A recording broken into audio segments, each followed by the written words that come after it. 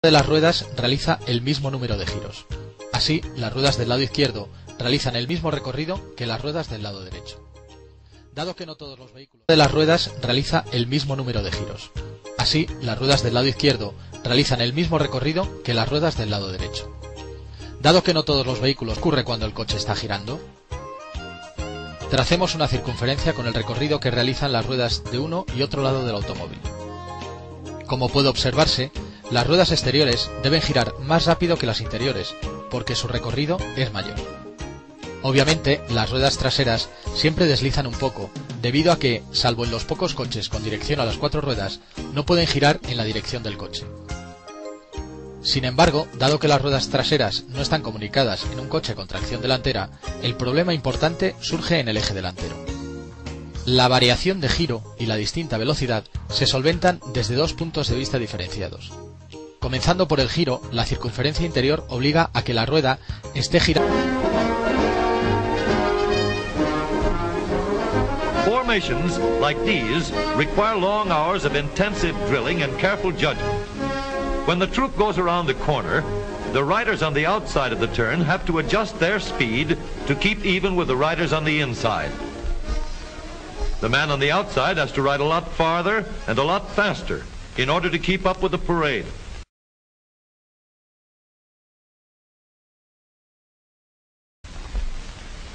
The outside wheels must spin faster than the wheels on the inside because they have a greater distance to travel in the same length of time. When a wagon turns a corner, the wheels can travel at different speeds because each one can turn freely on the axles. And in the early automobiles, the rear wheels turned separately and only one wheel was connected to the engine. But when only one wheel was driven by the engine, it had to do all... Y es aquí donde entra en acción el diferencial.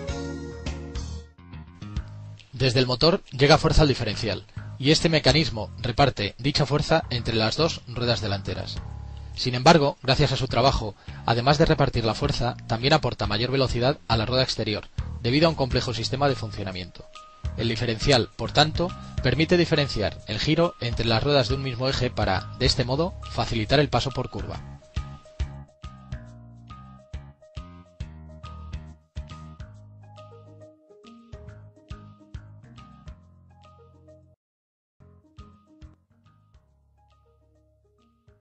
And its principle, it is amazingly simple. These two wheels are mounted on separate axles and supported by a frame so that they can revolve freely at different speeds. Let's fasten a spoke on the inner end of each axle so that by turning the spokes, we can turn each wheel separately. With a bar or crosspiece, we can turn both wheels in the same direction at the same rate of speed. Let's get something to hold this bar in place so that it will press against the spokes. Notice that this support is not locked to the axle. It turns freely. Now we can spin the wheels by rotating the support. This is fine, as long as both wheels are able to turn at the same speed. But let's see what happens when we go around the corner.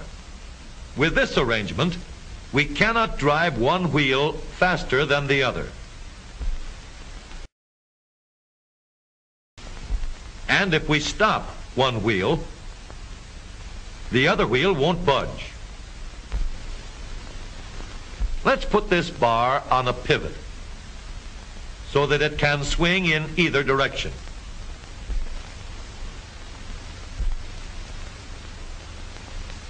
Now, the bar can still turn both wheels at the same speed. And because it pivots, it lets one wheel turn even when the other is stopped.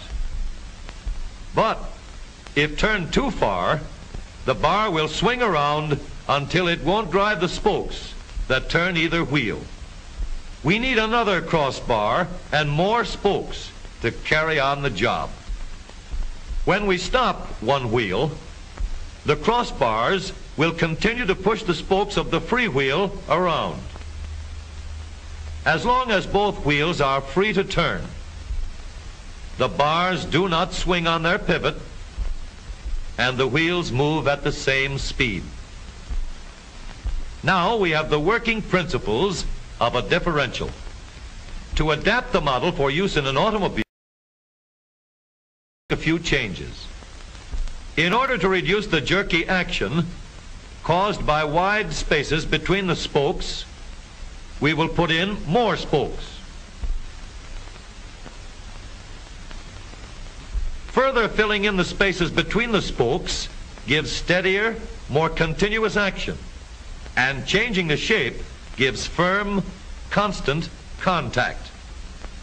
Now we can make the gears thicker and stronger, and we have differential gears. The edges are cut so that they will fit together more smoothly and silently, and another gear is added to share the work of driving the axles. The principle is the same. In order to turn the support and drive the wheels, we can fasten a large gear here, connected by a smaller gear to a source of power.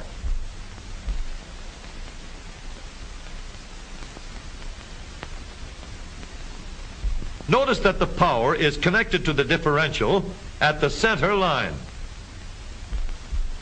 We can make our model more compact by moving the gears closer together.